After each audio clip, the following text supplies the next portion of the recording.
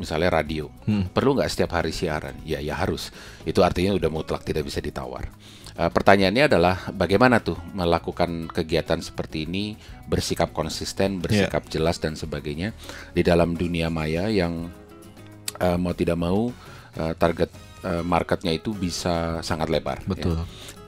Saya kira dengan strategi komunikasi yang baik, kemudian dengan penetration yang cukup baik melalui jalur-jalur yang tepat, infrastruktur yang tepat, maupun engine-engine yang tepat, misalnya melalui Yahoo, Facebook, Google dan sebagainya, saya kira dia akan mencapai kepada satu target group yang lebih jelas. Salah satu benefit yang bisa didapatkan dari para advertisers misalnya adalah kalau dia mau bersuara dengan baik gitu ya, adalah menggunakan data-data yang dimiliki oleh engine-engine yang besar ya, seperti Google, Yahoo dan sebagainya, karena mereka pasti punya profil yang sangat spesifik. Kalau saya bilang mungkin di antara 3 mungkin yang saya anggap punya paling akurat datanya barangkali adalah the social networks, karena kalau kita mendaftarkan diri kita di situ, biasanya dia tanya lengkap, misalnya mulai dari umur dan sebagainya. Tentu kita bisa bohong, tapi ada juga beberapa yang kebanyakan mungkin juga tidak merasa perlu untuk mengubah-ubah datanya ya. Tapi otomatis dengan adanya data-data ini, si advertiser bisa melakukan segmentasi dengan lebih tepat. Pada saat dia login kepada akunnya, tipe-tipe kira-kira profil barang maupun jasa yang kira-kira akan diminati oleh para target group ini akan muncul di depan dia.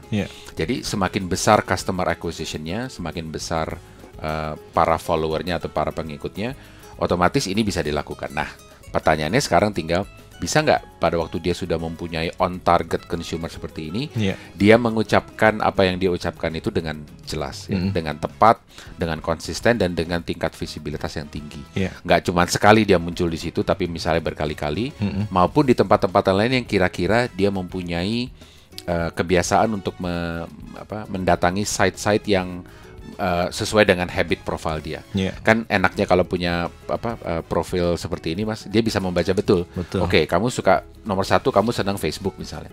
Kedua apa? Oh, senang mengunjungi A misalnya, mengunjungi B, C dan D. Nah, si advertiser nih atau dalam hal ini brand owners ini bisa mempelajari melalui data-data yang tepat untuk melakukan targeting dengan lebih baik. Sehingga pada saat itulah dia punya kesempatan untuk melakukan ini. Jadi otomatis bahwa apalagi dengan adanya bantuan itu tadi, menurut saya aneh kalau dia tidak melakukannya secara dengan tingkat visibilitas yang tinggi dan dia tidak konsisten.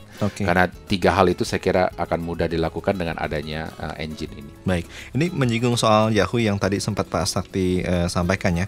Saya pernah baca artikel beberapa waktu yang lalu kalau nggak salah ya, Yahoo nih baru-baru ini kena isu melakukan PHK karyawannya Pak ya. Ditambah saat ini sedang ada masalah tuduhan ijazah palsu untuk CEO-nya yang baru 4 bulan menjabat. Si Scott Thompson. Nah, betul. Nah, apakah reputasi yang berlaku untuk brand yang berwujud ini juga berlaku untuk brand di berbasis internet ini, Pak? Saya kira jelas ya. Jadi teorinya mau dia berwujud atau tidak, kelihatan atau tidak, bisa saya pegang atau tidak, pada akhirnya brand itu kan punya target, ya, punya pangsa pasar. Nah, siapapun pangsa pasarnya dalam interaksinya mau tidak mau akan punya exposure, terekspos dengan dinamika dari brand tersebut. Nah, tentu tidak semuanya mau tahu di belakang layar, karena kalau kita bicara soal wah perusahaannya mem-PHK ini punya problem dengan CEO ini, mungkin dia tidak terlalu tahu. Tapi apakah ada pengaruhnya? Saya kira jelas. Mungkin yang kelihatan indikatornya misalnya lewat stock exchange misalnya. Di pasar bursa turun nggak? Misalnya. Ada sentimen negatif nggak misalnya? Tapi kita juga tahu misalnya Yahoo ini sudah mengalami problem cukup lama ya. Selama hampir 2 tahun terakhir itu ada saja pergantian CEO hampir 2 kali dalam durasi 8 bulan misalnya. Kemudian ditambah ini plus indikator-indikator lain mereka seperti mungkin sales yang terpengaruhi dan sebagainya. Itu menurut saya adalah one after the other. Jadi ada satu seri dari beberapa hal-hal yang membuat keterpurukan itu menjadi lebih terasa. Jadi pada waktu muncul nih isu si CEO yang katanya nggak punya ijazah lah segala macam, menurut saya juga jadi lucu ya. Artinya perlu atau tidak gitu ya seorang pemimpin ya, samalah seperti dulu kasusnya Bill Gates tidak punya ijazah, Steve Jobs juga tidak punya ijazah. Maksudnya sebetulnya mestinya nggak big deal, tapi saya kira yang muncul di sini lebih karena adanya sentimen ya. Satu sentimen itu maksudnya bukan orang, tapi ada satu sentimen pasar yang seakan-akan terus-menerus meneropong ya. Kasus ini jadinya muncul ke permukaan, terus jadi heboh, sehingga dia jadi snowballing ya, seperti bola salju lama-lama menggulung, sehingga ini menjadi salah satu kulminasi dari problem-problem yang mereka telah alami beberapa saat ini gitu. Jadi saya kira reputasi it's a big issue ya, terutama kepada mereka yang bersimpati di dinamika target yang seperti itu. Jadi walaupun pengguna Yahoo-nya mungkin tidak terlalu mikirin, karena dia pikir selama saya masih bisa search engine, saya bisa menikmati produk-produk, tidak ada gangguan, mungkin dia nggak ribut. Tapi di balik layar mungkin lebih dari segi infrastruktur maupun manajemen structure dari sebuah perusahaan yang akan mendukung apakah produk-produk lain yang di depannya itu tidak akan terpengaruh.